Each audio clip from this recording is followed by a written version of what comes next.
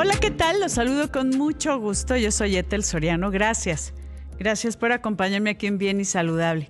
Fíjese que hoy es el Día Mundial de la Epilepsia y estamos hablando que el Día Internacional de la Epilepsia es una iniciativa de hacer conciencia mundial que busca aumentar la comprensión de esta enfermedad neurológica que afecta a más de 50 millones de personas en todo el mundo. La epilepsia es un trastorno que provoca crisis recurrentes debido a una actividad anormal en el cerebro, a una actividad eléctrica anormal.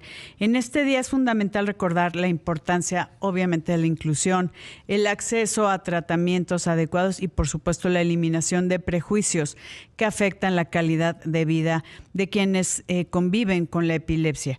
Y hoy, para hablar de esto, le doy la bienvenida a la doctora Laura Elena Hernández Vanegas, consejera médica de la Asociación Mexicana de Epilepsia en Niños y Adultos. ¿Cómo estás, querida Laura Elena? Gracias por acompañarnos.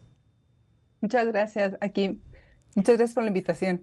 Muy contenta de tener. ¿Qué te parece, querida doctora Laura Elena, que hablemos de qué es la epilepsia? La gente piensa que son solo esas crisis convulsivas. Hay como mucha desinformación. Mejor dinos tú como experta y obviamente como consejera de la Asociación Mexicana de Epilepsia.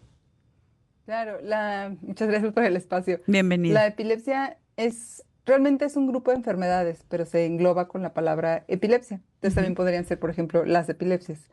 Y la característica principal que tienen estas enfermedades es que presentan crisis epilépticas, que es cuando el cerebro, de alguna manera, tiene una función anormal y genera la presencia de crisis. Y ya crisis es muchos tipos de crisis, ¿no?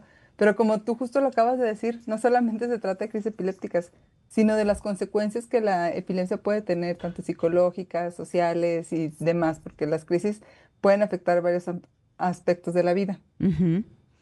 A ver, eso es lo que quiero que me digas. ¿Qué pasa en el cerebro? Vamos a empezar así como dicen, con palitos y bolitas para toda la gente que nos escucha que no estamos muy allegados a esta terminología. ¿Qué pasa en el cerebro? ¿Por qué hay estas crisis? ¿Por qué hay estas descargas anormales? ¿Qué debería de haber? ¿Hay algún área de tejido que está mal? ¿Qué no se conectó? ¿Qué sí se conectó? ¿O hay muchas conexiones? O sea, ¿cuál es el error o la diferencia de un cerebro que no tiene crisis epilépticas a uno que sí? Claro, cualquier cerebro puede tener crisis si le damos las condiciones necesarias, pero justo, ¿no? ¿Qué característica tiene uno que sí tiene crisis a uno que no tiene crisis? Sí.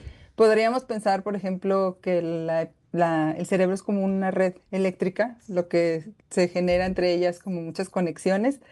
Y si una pequeña zona tiene una alteración, digamos un tumor, una cicatriz, algo que se llama también esclerosis inicial temporal, pues esta pequeña vía en la red eléctrica del cerebro se va a afectar y puede generar crisis epilépticas focales. Pero hay otras epilepsias que se llaman generalizadas, en las que digamos que toda la red está demasiado conectada y todo el tiempo está prendida. Entonces, en algún momento le mandan una señal distinta y se prende toda, ¿no? Esta es muy famosa, por ejemplo, las epilepsias de ausencias en los niños. Es una epilepsia generalizada. Y otra muy famosa en jóvenes se llama epilepsia micrónica juvenil. Y de las otras que te decía, las que son focales y que una zona del cerebro está alterada y que esta red eléctrica tiene algún problemita y eso genera crisis, por ejemplo, algo muy común sería un tumor o una lesión por una enfermedad vascular cerebral o algo que se llama esclerosis inicial temporal, que es una lesión muy frecuente en personas con epilepsia. Ok, entonces, estamos la epilepsia generalizada y las epilepsias focales. Focales. Ahora, Sí, excelente. lo que más hay, podríamos decir que son las generalizadas y empiezan desde la infancia o pueden ser Eh, en cualquier momento de la vida, pero ¿cuál es el punto de mayor expresión? La verdad es que no sabemos cuál sea más frecuente porque hay muchas epilepsias. Te cuenta, uno de cada 26 personas pueden presentar crisis epilépticas y tener epilepsia. Y ya decir que son más frecuentes las generalizadas o las focales es algo complejo porque no estudiamos a todos. Ya. Pero sabemos que los pacientes que tienen más resistencia a fármacos, que son los que más acuden a los hospitales y que más van al doctor y todo, son por epilepsias focales. Y Ujú. ahorita que me preguntabas de la edad, las epilepsias como enfermedad, como la epilepsia como enfermedad, Puede empezar como en cualquier edad, pero hay dos grupitos. Los niños chiquitos, antes de los 5 años, Sí. ahí es donde muchos debutan, antes del año de edad incluso, por problemas del nacimiento, por ejemplo, que hayan tenido un problema cuando nacieron, que no Ujú. respiraron bien o que cualquier otro motivo, ¿no? Sí. O que tengan un gen alterado y haga que tengan en el principio de edad crisis. Y luego hay una edad así como que no es tanto de riesgo que tengamos una epilepsia o que la desarrollemos, que es la juventud. Y Ujú. ya cuando son un adulto mayor, es otro grupo de riesgo porque tienen ya más predisposición por alguna enfermedad vascular, por algún golpe o por algún tumor de presentar crisis en esa edad. Entonces son dos grupos, los niños Y los chiquitos y el adultos. adulto mayor, los que más lo tienen. Ya, lo que nosotros, o sea, la gente en común conoce como epilepsia son estas crisis convulsivas que muchas series nos han enseñado, doctora Laura Hernández. Es como ves a alguien en el piso, moviéndose, estas como le llaman la mioclónica, donde hay un movimiento donde no pueden parar, hay como estas contracciones involuntarias de todo el cuerpo y te dicen, ponlo de lado, no le vayas a poner los dedos en la boca, etcétera, etcétera. Pero hay otros tipos de epilepsia que también es importante pues estar pendiente, como las epilepsias focales y las ausencias. Como que no Sí. pensarías que de repente se quede alguien así como viendo ¿no? al infinito y más allá, que ahorita nos explicas cómo son esas, porque podrían tener epilepsia y no saberlo, porque pensamos en algo más aparatoso y que acaban en el piso sacando espuma de la boca, ¿no? Porque eso es lo que las series o los medios nos han informado y eso es un error. Y ahorita voy a una pausa, doctora Laura Elena Hernández Vanegas, consejera médica de la Asociación Mexicana de Epilepsia en Niños y Adultos.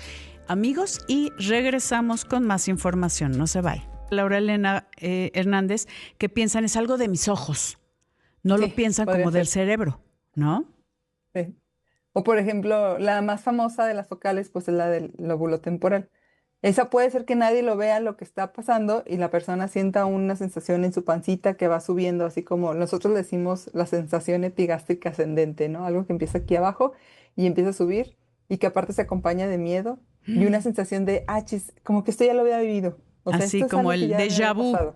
El déjà vu famoso, exacto. ¿En serio? ¿Qué se Y siente? ¿Como que se está subiendo un animalito o qué? como así lo describen, como algo que sube, como una sensación de la panza hacia arriba, ¿no? Ok. Esa es la de las más frecuentes. Y esas pueden evolucionar a que la persona se quede fija, haciendo nada, viendo al frente, o que tenga leves movimientos en la boca, en los ojos, así como nos estás diciendo. No todas las crisis se caen y se mueven todas, ¿no? Sí. O las generalizadas ahí sí hay varios tipos. La tónico-clónica, la mioclónica, la tónica, la clónica, digo, No, también de las bueno. focales hay varios tipos, pero Sí. y esas son las aparatosas, las que vemos en la tele, que se cae, que se le cayó todo y que se empezó a mover y que todo el mundo le quiere poner cosas en la boca que no deberían, pero Sí. esas son como las aparatosas. O de las generalizadas también está la ausencia, que la ausencia es más Ah, sutil, es como los niños que se quedan viendo al frente, que se distraen ahí en la clase como si fueran niños distraídos, mueven un poquito los labios, tal vez no le pongan caso a los papás que le sí. estén hablando a los maestros y de repente regresan y vuelven a hacer sus actividades. ¿Y Entonces, no se sí hay acuerdan muchos de que tipos de crisis. perdieron ese espacio? O sea, es como, ¿me perdí? Justo, esa es una característica. Ellos siguen haciendo lo que estaban haciendo porque no tienen como este contexto de me perdí en el tiempo. Sí. Hay una chiquita, una crisis que se ve chiquita pero que es muy mala y si me regalas un espacio para platicarte Por de estas, favor. se llama espasmo epiléptico. Es una crisis que se presenta en niños de menos de 1 año y que se ve como brinquitos, como que el niño empieza a hacer brinquitos, brinquitos. Y incluso les llama ¿Brinquitos mucho la de su atención a los cabeza familiares. o brinquitos de su cuerpo Ajá. cuando le haces así? ¿O brinquito que sí hace un brinquito generalizado que pone en puntita sus pies? ¿O puede Puede ser un ser cualquiera de brinquito? los tres. O Ah, sea, ok. puede ser solo la Todas cabeza, las el anteriores. cuerpecito, sí, todas las Ok. anteriores. O justo como que brinca. Y le llama mucho la atención a los papás, como, ¿qué está pasando? Y pueden ir al doctor y les dicen que es hipo, otros dicen que es Ay, reflujo, otros que es algo normal. Pero esta pequeña crisis, así, esta chiquitita que nada más hace como movimientitos, puede haber risa o llanto acompañada, puede ver como que el niño medio se desconecta, pero pues no sabemos porque son niños muy chiquititos. sí.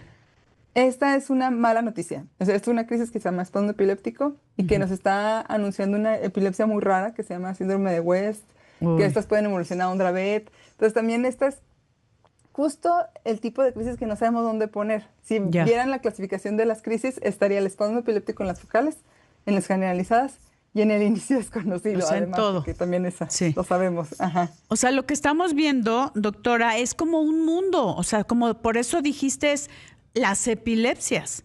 Porque puede Sí. ser expresada con algo aparatoso, puede ser una ausencia, puede ser un brinquito, puede ser estas lucecitas, depende del lóbulo que esté afectado, que vemos si es el lóbulo occipital o algunas, por ejemplo, el lenguaje, la frontal, el lóbulo temporal, ¿qué podríamos ver ahí? Cuando hay Sí. algo, una descarga Ajá. anormal en esas zonas. Sí, el frontal tiene varias áreas, pero por ejemplo que fuera en el área motora primaria, donde nos movemos, pues van a haber Sí. movimientos así como clónicos o tónicos, ¿no? Y de esas áreas. Hay otras áreas que son más aparatosas todavía, como el área motora suplementaria, porque ven posiciones muy llamativas, como muy Mm, como epilepsias muy explosivas, crisis muy grandototas. sí. También hay unas que son más raras, como las parietales, que tienen un tipo de manifestación distinta donde sienten que se mueven o que ellos solo se giran o que sienten alguna cosa, una sensación en su cuerpo. O sea, sí va dependiendo de la zona en la que se está afectando. Es normal que todos podamos sentir una crisis epiléptica en algún, aunque sea muy sencilla, muy sutil, decir, siento que tengo agua, que me escurrió agua de la pierna, no lo sé. O eso es otra Ah, cosa.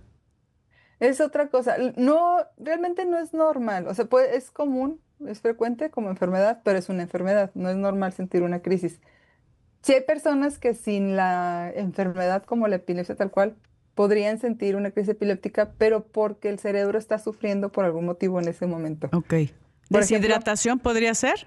ajá, deshidratación severas, hipoglucemias muy severas, o que los golpeen, o que Sí. tengan un accidente muy severo, o sea, cosas así, una infección en la cabeza, y no Mm, necesariamente es una epilepsia, pero el cerebro sí está en ese momento sufriendo y entonces tienen esta manifestación clínica ok. como una crisis epiléptica. Como que es una reacción a algún, Sí, o sea, estrés cerebral, pues, que puede ser exacto. desde deshidratación o algo como mencionas, y el cerebro reacciona, pero no Ya hay una esa le enfermedad decimos, establecida como tal que se le exacto. pueda decir epilepsia. ¿Con qué otras, tengo unos minutitos, doctora, con qué otras enfermedades se puede confundir la epilepsia? Así como decíamos, si ves lucecitas, no nada más es Sí, cuestión visual, del podría ojo. ser una epilepsia, ¿no? ¿Y cuáles los Sí. estudios adecuados para pues hacer los diagnósticos?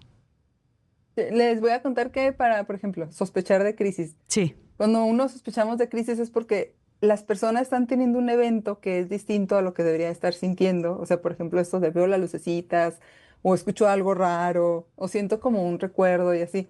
ujú, Pero aparte este evento está acompañado de otros fenómenos que tienen como lógica en el cerebro. Por ejemplo, lo que les decía del lóbulo temporal.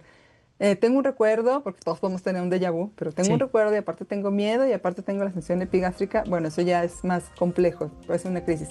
Y algo bien característico es que aparte de que se suele presentar esto varias ocasiones, siempre suele ser similar en las personas y suele durar menos de 2 minutos. Es ok. muy raro que una crisis dure más de 2 minutos. Sí puede durar más de dos, pero es Pero raro. es raro. Entonces, Ahí, ajá. o sea, hay que Entonces, estar pendiente de la sintomatología y obviamente si hay algo raro, acudir con un especialista.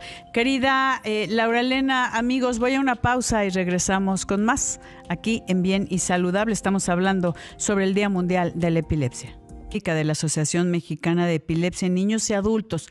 Para hacer diagnóstico, ¿cuál es el diagnóstico? Ya sean focales, ya sean ausencias, ya sean generalizadas, para que la gente con toda la sintomatología que has mencionado, doctora, puedan ir con un experto, que en este caso sería un neurólogo, neurocirujanos, neurólogos, o sea, ¿cuál de los dos o los dos?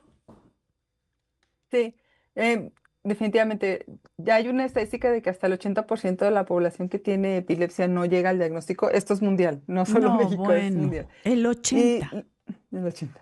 Lo importante es saber que si alguien sospecha que puede tener crisis o ya vio que alguien, un familiar o algún conocido o a uno mismo tiene una crisis Sí, epiléptica, que debe de acudir sí con un neurólogo de preferencia y el neurólogo le va a pedir estudios, un electrocefalograma, seguramente un estudio de imagen, ya sea una tomografía o una resonancia, pero lo más importante es escuchar la historia Porque como hace ratito decías, hay diagnósticos que se le parecen. Pudiera ser un síncope, pudiera ser otro tipo de enfermedad, pero es estudiarlos, ver la historia, ver qué tipo de crisis sea y ya después se hace el electro, Ya. la resonancia, la tomografía y se clasifica y se inicia tratamiento.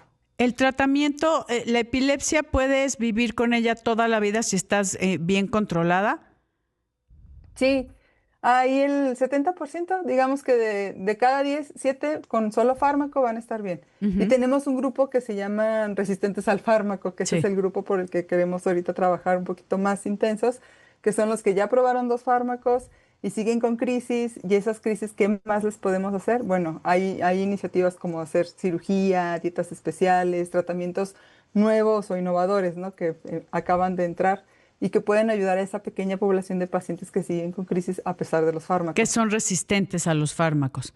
Pero pueden Justo. vivir una vida, morirse de otra cosa, pues, a eso me refiero. Una La vida mayoría larga ahí.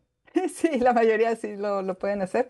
Lo malo es el grupo de los resistentes. Sí, Ellos sí tienen mucha predisposición a tener vidas más cortas, por ya. lo menos se les acorta unos 10 años. Hay otros que son tan resistentes como por ejemplo el síndrome de Dravet, o el síndrome de Lennox-Gastaut o el síndrome de West, el que mencionaba, Sí. que pueden incluso morir mucho en la infancia, porque si Ay, no tienen un tratamiento adecuado, si no supieron el diagnóstico, podríamos tener ese tipo de desenlace que es muy, muy malo, porque ya pues hay sí. tratamientos, ya Eso hay es más avances que se les podría dar. claro, es como, oye, no tuviste un diagnóstico cuando hay posibilidad, pero aquí depende del diagnóstico y de estar muy pendiente de esta sintomatología. Cuando algo no se resuelve, no nada más decir, ah, ya se le va a pasar, sino ver qué está pasando. Y yo te quería preguntar eso justo, Doc, ¿qué pasa si no atiendes la epilepsia?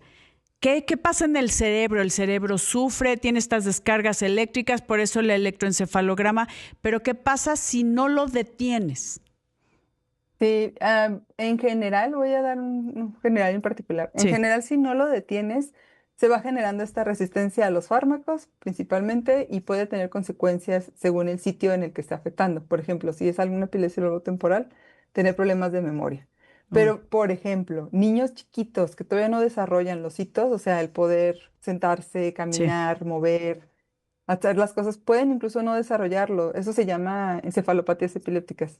La epilepsia es tan severa que impide que el Sí, cerebro llegue a tener el desarrollo de ese su desarrollo. cognición Ujú. normalmente. Entonces sí es algo que tienes que atender.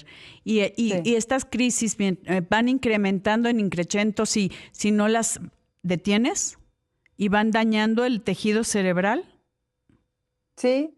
Lo bueno es que ya no tenemos tanto esa evolución. Ya muchas personas llegan a tener su tratamiento y ya no tienen esta evolución como Sí. antes, ¿no? Antes de que llegaran los fármacos.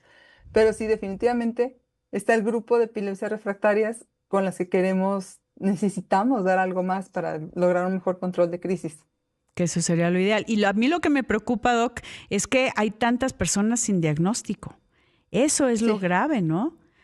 Y y por eso es la entonces, iniciativa del Día de la veces, Epilepsia. claro. ¿Dónde, brevemente, Doc, dónde encontramos la Asociación Mexicana de Epilepsia en Niños y Adultos por si hay dudas, preguntas y para que podamos guiarlos? La asociación nos encuentran súper fácil en Facebook, así tal cual, Asociación Mexicana de Epilepsia en Niños y Adultos, también en Instagram Ujú. o en Amena Epilepsia. Se los Ok. voy a deber, creo que Pues es es que búsquenla, sí, amenepilepsia.org. aparece, ¿no? Ajá, sí, Ujú. te aparece. Y Asociación también Mexicana de Epilepsia en Niños y Adultos. Doc, me tengo que ir, pero te agradezco enormemente que nos hayas acompañado. Busquen, por favor, esta asociación que puede darles muchas, muchas respuestas. Doctora Laura Elena Hernández, muchísimas gracias. Gracias, amigos. Yo soy Ethel Soriano y por favor, estar bien y saludable, cuídese.